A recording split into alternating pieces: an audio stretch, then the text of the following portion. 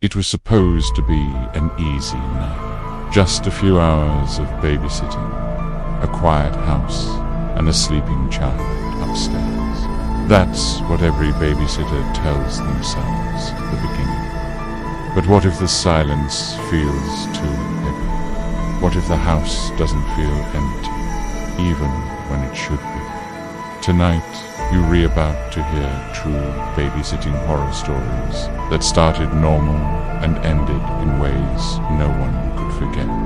These are real experiences, shared by people who thought babysitting was safe. Stay with me, because once you hear what happened, you may never feel comfortable being alone in someone else's house again. Before we go any further, if you enjoy true horror stories that stay with you long after the video ends, take just 1 second to like this video and subscribe to the channel. It really helps Deadly Silence reach more people who love this kind of chilling content, and it means a lot to me. Now, let's begin. The first story comes from a college student who needed extra money and accepted a last-minute babysitting job through a local family. The parents seemed kind, normal, and rushed. They explained that their young daughter was already asleep. The house alarm was on, and all she needed to do was stay downstairs and watch TV. Simple. The babysitter noticed how quiet the house was after the parents left. Not peaceful quiet, but the kind that makes every small sound feel louder than it should. She tried to distract herself by watching TV, but kept feeling like she was being watched from the hallway. About 30 minutes into the night, she heard a soft noise upstairs. At first, she assumed it was the child turning in bed. Then she heard it again, slow footsteps, very light. She texted the parents, asking if their daughter sometimes walked in her sleep. The message showed as delivered, but no response came. The footsteps stopped and the house went silent again. She tried to laugh it off, telling herself she was just nervous. 10 minutes later, the TV suddenly turned off by itself. The room went dark. She froze. Her heart started racing as she grabbed her phone for light. When the screen lit up the room, she saw something that made her stomach drop. At the end of the hallway, someone was standing completely still, not moving, not speaking, just watching her. She screamed and ran outside, calling the police while shaking so badly she could barely stand. When officers arrived and searched the house, they found no signs of forced entry. But upstairs, in the guest bedroom, they found muddy footprints near the window.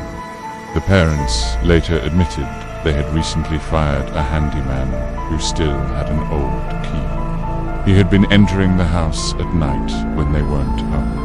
The babysitter never returned to that house, and to this day, she says she can't sit in silence without feeling that same fear crawl back. The second story is even harder to listen to because of how innocent it began. A teenage girl agreed to babysit for a family she knew well. She had watched their 2 boys many times before. The house felt familiar, almost comforting. The kids were playful and energetic, but eventually settled down after a movie. Once they were asleep, she cleaned up and sat on the couch scrolling through her phone. That's when she received a message from an unknown number. It said, "You should check on the kids." She assumed it was a prank. Then another message came, "Upstairs." Now her chest tightened. She replied, asking who it was. No answer. Instead, her phone rang. She didn't recognize the number, but answered anyway. All she heard on the other end was breathing. Slow, heavy, close. She hung up and ran upstairs. The boys were still asleep, unharmed, but something felt wrong. When she turned to leave the room, she noticed the bedroom window was open. It hadn't been before. Cold air filled the room. She rushed downstairs, locked herself in the bathroom, and called the parents. While waiting for them to come home, she heard footsteps pacing outside the bathroom door. Police later traced the messages to a phone found in the bushes behind the house. A former neighbor had been watching the family for weeks. The girl quit babysitting entirely after that night. She says the sound of footsteps still makes her heart stop. If these stories are already making you uneasy, let me know in the comments how you would react in a situation like this. Would you run? Would you hide? Or would you freeze? I read every comment, and your thoughts really help shape future stories on Deadly Silence. The third story comes from a professional babysitter who thought she had seen everything. She was hired to watch an infant while the parents attended a wedding. The house was large, modern, and isolated from other homes. Once the baby fell asleep, she followed the parents' instructions and stayed in the living room. Around midnight, she heard the baby monitor crackle. Then a voice came through. Not a baby, not crying, a whisper. At first, she thought the monitor was picking up interference. Then the whisper said her name. She stood up slowly, holding the monitor close to her ear. The whisper repeated her name again, clearer this time. She grabbed a kitchen knife and walked upstairs, every step feeling heavier than the last. The nursery was empty.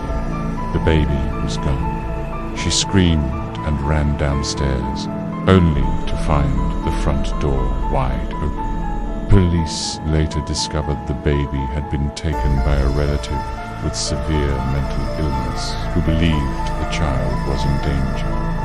The baby was found alive, but the babysitter says that whisper still plays in her mind when she's alone at night. As the night goes on, babysitting jobs don't always end with answers.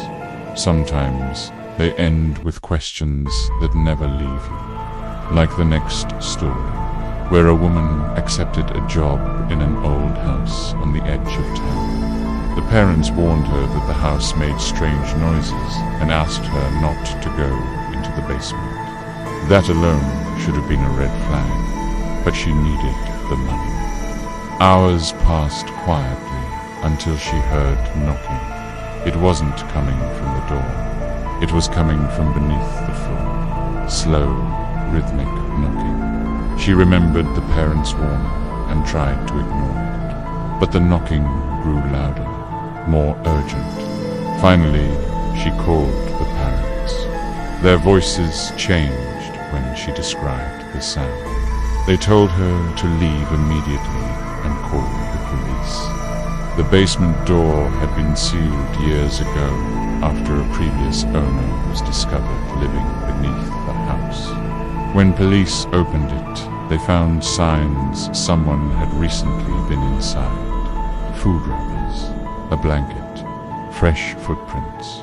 Whoever it was had been listening to her walk above them all night. If you're still watching, you're exactly the kind of viewer this channel is made for. Stories like these aren't meant to scare you for a moment. They're meant to stay with you. That's why sharing this video really helps. Someone out there needs to hear these warnings. The final story is one of the most disturbing. A babysitter was watching a child who refused to sleep. The child kept pointing at the corner of the room, crying, saying there was a man standing there. The babysitter tried to calm her, telling her it was just these true babysitting horror stories prove that sometimes the most terrifying things happen in places that feel familiar. If this video gave you chills, make sure to comment which story affected you the most, and share this with someone who loves true horror. Your support keeps Deadly Silence alive, and your engagement helps more people discover these stories. And remember, silence isn't always peaceful. Sometimes it's watching you.